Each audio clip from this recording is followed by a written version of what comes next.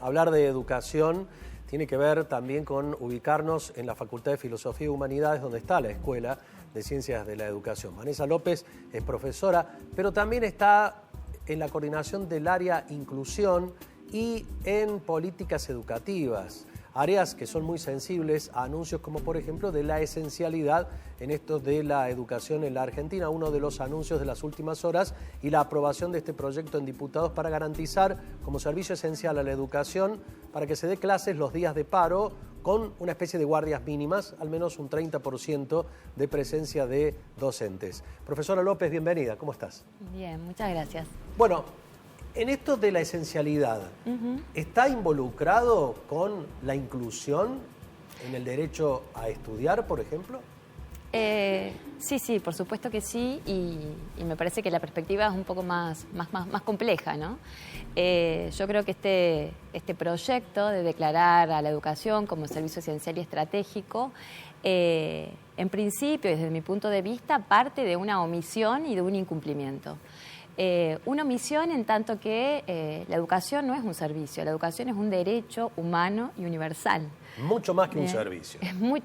Mucho más que un servicio, por supuesto. Y en ese punto, y es un incumplimiento por parte del Estado Nacional, quien debe garantizar ese derecho, ¿no?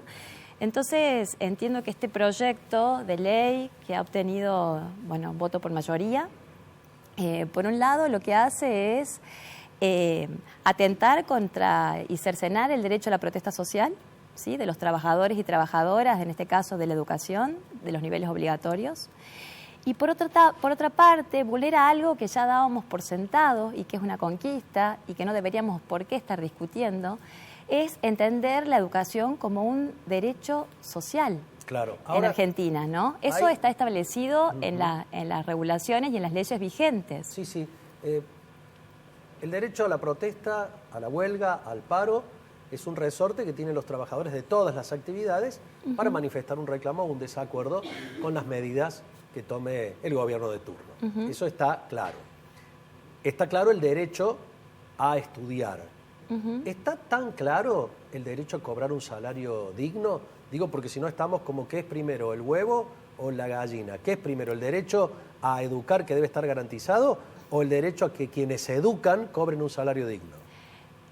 Lo que pasa que son condiciones necesarias, no son condiciones opuestas. No es una o la otra. Digo, son condiciones necesarias. Bien, entonces cuando digo necesarias, digo, si el Estado tiene la obligación de garantizar el derecho a la educación, ¿bien?, en sus diferentes, sobre todo en los niveles obligatorios, ¿bien? Entonces, para ello debe garantizar condiciones. Entonces, si uno ve o hace un recorrido por las medidas que ha tomado el gobierno nacional en este último tiempo en relación a el sistema educativo y su sostenimiento, uno podría preguntarse cuán esencial es la educación pública para el gobierno nacional y para los sectores políticos que apoyaron el gobierno, que apoyaron el proyecto, claro, ¿no? Entonces uno dice, bueno, a ver, ¿cuán esencial es si lo que ha ocurrido en este último tiempo ha sido un desfinanciamiento del sistema educativo? Ha sido un desmantelamiento de todas las políticas orientadas a la inclusión y el sostenimiento de aquellos sectores vulnerados, ¿no? Por ejemplo, dotar de libros y computadoras a las escuelas, el presupuesto para los comedores los comedores escolares y la copa de leche, notebook, conectividad, ¿sí?, la quita del FONID, ¿sí? Por otra parte, también otro tipo de políticas que hacen al sostenimiento de los niños y niñas y adolescentes dentro de las escuelas, claro, ¿no? Sí. Entonces uno se pregunta en ese sentido cuán esencial y estratégica es la educación pública para este gobierno nacional. Y uno podría incluso profundizar más esa pregunta o ampliarla. ¿Cuán esencial es la educación para un proyecto de gobierno?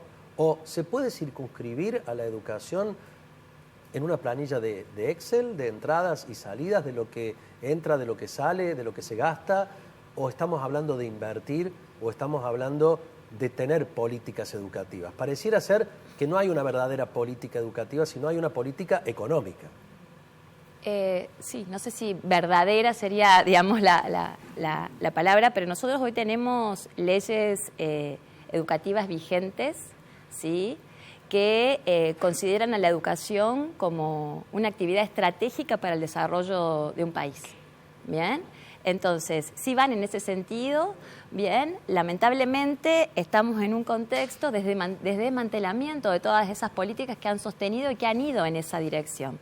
Bien, no podemos circunscribir la educación a una planilla de Excel, por supuesto, es mucho más compleja la mirada que tenemos que tener, ¿sí?, sobre el desarrollo de un país y el lugar que ocupa la educación como una actividad estratégica. Eso es algo que no debiéramos estar discutiendo. Claro. ¿Sí? Y tampoco debiéramos, ¿en qué condiciones nosotros estamos poniendo a los docentes como responsables del sostenimiento del sistema educativo? Me parece hasta irónico en ese punto. Ahora, quiero hacer ahí hincapié y ya bien de lleno y en lo profundo de las ciencias de la educación. Con un 30% de dotación de docentes en una escuela, un día de paro, ¿se puede garantizar la educación de todas y todos los estudiantes que concurrieron ese día a clases? No, absolutamente. No se puede garantizar.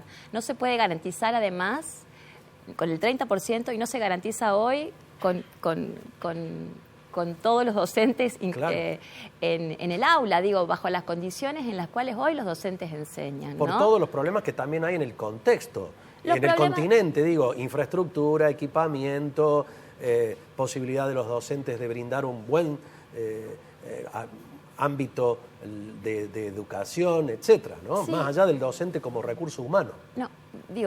Primero las condiciones de trabajo, ¿no? Garantizar condiciones de trabajo dignas, ¿no? Garantizar un salario digno para que esos docentes puedan hacer frente a su tarea. Bien, eso por un lado. Después, yo invitaría, a todo este sector que apoyó ese proyecto a transcurrir un día de trabajo con los docentes de nivel inicial, nivel primario y también los profesores de nivel secundario. Bien. A ver con qué condiciones tienen que atender y cuánto sostienen en términos de, la situación en la que se encuentran hoy, que atraviesan hoy las escuelas, las familias, los alumnos. Estamos en uno de los continentes más desiguales. Sí. El debate está abierto indudablemente. Habrá que ver qué pasa ahora en el trayecto entre diputados y Senado, pero ojalá pase eso que decías, Vanessa, que vayan los diputados y las diputadas, senadores y senadoras, un día o una semana a transitar las escuelas del país. Muchas gracias. No, por nada.